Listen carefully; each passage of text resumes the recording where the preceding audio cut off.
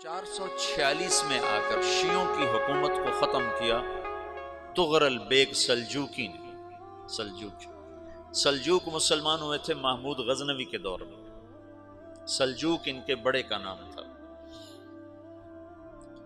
تو ایک دفعہ محمود غزنوی نے سلجوک سے پوچھا اگر مجھے تیری مدد کی ضرورت ہو تو کتنے آدمی پیش کر سکتے ہو؟ تو اس نے ایک تیر دیا، کہا یہ ایک تیر ہے میرا،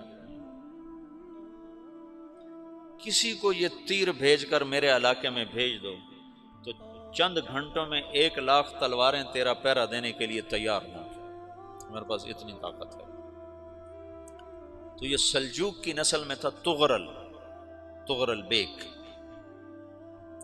اللہ تعالیٰ نے جب عرب زوال کا شکار ہو گئے اور ضعف کا شکار ہو گئے، جیسے بڑھاپے کا کوئی علاج نہیں، جب قوموں پہ زوال آتا ہے تو اس کا بھی کوئی علاج نہیں، پھر اور قوم کو جگہ ملتی ہے۔ جیسے بڑھاپا ایک فرد پہ آتا ہے، ایسے بڑھاپا قوم پہ آتا ہے۔ قوم کا بڑھاپا جوانی میں نہیں لوٹ سکتا، جیسے فرد کا بڑھاپا جوانی کی طرف نہیں لوٹ سکتا، قوم کا بڑھاپا جوانی کی طرف نہیں لوٹ سکتا، کوئی علاج نہیں، نئی نسل کا آنا ہی علاج ہے۔ تو عرب دھل چکے تھے، 600 سال بہت ہوتے ہیں حکومت کو، اپنی صفات گم کر چکے تھے، اب نئے خون کی ضرورت تھی۔ تغرل بیگ پہلا شخص تھا جس نے آ کر اہل السنت والجماعت کو استحکام بخشا، شیعوں کی حکومت کو ختم کیا، بغداد سے، شام سے، ان سارے علاقوں سے۔ صلاح الدین ایوبی نے اسماعیلی شیعہ کی حکومت کو ختم کیا، مصر۔ العاضد ان کا آخری خلیفہ تھا صلاح الدین ایوبی، نور الدین زنگی رحمۃ اللہ علیہ کا پروردہ تھا، اس کا دوست تھا، اس کے دوست بھی تھا، بچہ بھی تھا اس کے سامنے، زیادہ لکھنے پڑھنے کا شوق تھا۔ پھر اللہ تعالیٰ نے اس سے کام لیا اور اس کو مصر کا گورنر بنا کے بھیجا، مصر کی مدد کے لیے بھیجا، تو وہاں اس نے صلاح الدین ایوبی نے وہاں ختم کیا، تغرل بیگ نے یہاں ختم کیا۔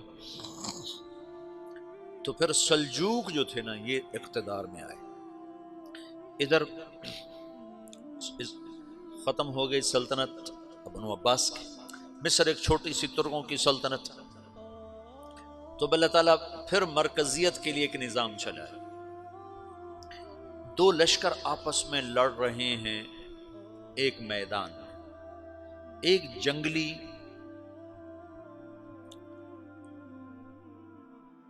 بدوؤں کا قافلہ، جنگل کے لوگ اپنے قبیلے کو لے کر، ایک جنگلی قبیلہ اپنے سردار کے ساتھ نقل مکانی کر رہا ہے ایک جگہ سے دوسری جگہ۔ اللہ کا نظام کہ یہ لوگ چلتے چلتے چلتے اس وادی میں پہنچ گئے جہاں جنگ ہو رہی ہے، دو لشکر آپس میں لڑ رہے ہیں۔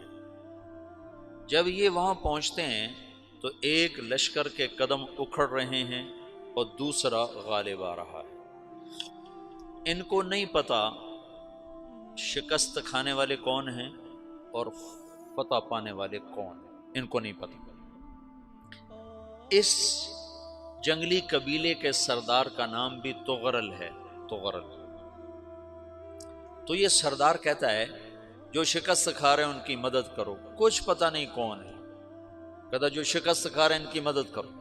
تو 400 وحشی جنگلیوں نے فاتح لشکر کے پیچھے حملہ کر دیا۔ وہ تو ایک کافی ہوتا تھا، 400 دوڑ جب تلواریں پڑیں تو چند لمحوں میں نقشہ بدل گیا، بھاگنے والے جم گئے اور جمنے والے بھاگ پڑے۔ جب جنگ ختم ہوئی تو شکست خوردہ لشکر کے بادشاہ نے ان کو بلایا، اسے پوچھتا ہے مجھے جانتے ہو میں کون ہوں؟ کہا نہیں۔ کہا تو تم نے میری مدد کیوں کی؟ کہا انسانی ہمدردی کی وجہ سے، تمہیں شکست ہو رہی تھی اس لیے تمہاری مدد کی۔ اور اس نے اپنا تعارف کرایا، میں ہوں سلیمان سلجوکی، ترکی کا بادشاہ۔ مسلمانوں کا لشکر تھا اور تاتاریوں سے شکست کھا رہا تھا، تاتاری فتح پا رہے تھے، مسلمان شکست کھا رہے تھے۔ تو وہ اللہ کی غیبی مدد بن کر آئے، تو وہ اس سے کہتا ہے میرے ساتھ رہنا پسند کرو گے؟ تم نے میرے اوپر احسان کیا ہے، میں اس کا بدلہ دینا چاہتا ہوں، میرے ساتھ رہنا پسند کرو گے؟ کہنے کا کر لوں گا۔ تو اس کو لے کر ترکی آیا، اور استنبول اس وقت روم کی حکومت میں تھا، اسے فتح کیا اس تغرل کے آگے چوتھے پانچویں پڑپوتے محمد فاتح نے۔ تو یہ استنبول ہے، یہ ترکی ہے، بیچ میں ایک چھوٹا سمندر ہے، یہاں ایک جاگیر ہے۔ تو سلطان سلیمان کہتا ہے یہ جاگیر تجھے وقف ہے، ادھر سے رومی مجھے تنگ کرتے ہیں حملے کر کر کے، تو میرا دفاع کرتے رہنا، یہ جاگیر تیری۔ اس جاگیر پہ اس نے اپنے قافلے کو آباد کر دیا، اپنے قبیلے کو، اور ایک چھوٹی سی حکومت بنا لی، جو ایک صوبہ سمجھو سلمان سلجوقی کا، وہ ایک چھوٹا سا صوبہ ہے۔ وہاں جب یہ رہ پڑا تو پھر یہ ایک شیخ کے بیت ہوتا ہے، وہاں شیخ طریقت ہے، ان کے یہ بیت ہونے جاتا ہے، وہ اس کو رات اپنے پاس ٹھہراتا ہے، تو ایک کمرے میں ان کا خادم ٹھہراتا ہے۔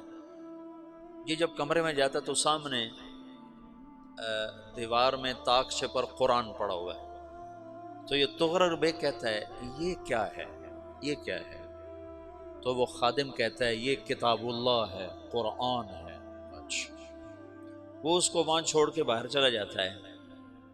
وہ دیہاتی آدمی، جنگل کا رہنے والا، پہلی دفعہ زندگی میں قرآن دیکھا، وہ کہتا ہے یہ قرآن ہے، اللہ کی کتاب ہے، میں اللہ کی کتاب کے سامنے سو جاؤں، کتنی بے ادبی ہے۔ تو اس نے ایسے قرآن اٹھایا اور سر پہ رکھ لیا اور کھڑا ہو گیا، ساری رات قرآن سر پہ رکھ کے کھڑا رہا۔ رات کے پچھلے پہر اس کو خواب آیا،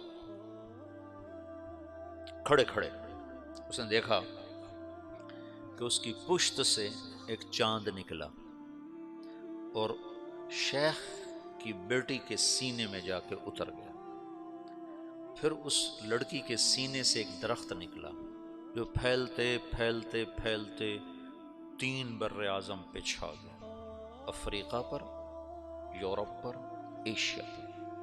پھر اس کی آنکھ کھل گئی، وہ کھڑا ہوا ہے، تو اس نے صبح یہ خواب اپنے شیخ کو سنایا، تو انہوں نے اپنی بیٹی اس کے نکاح میں دے دی۔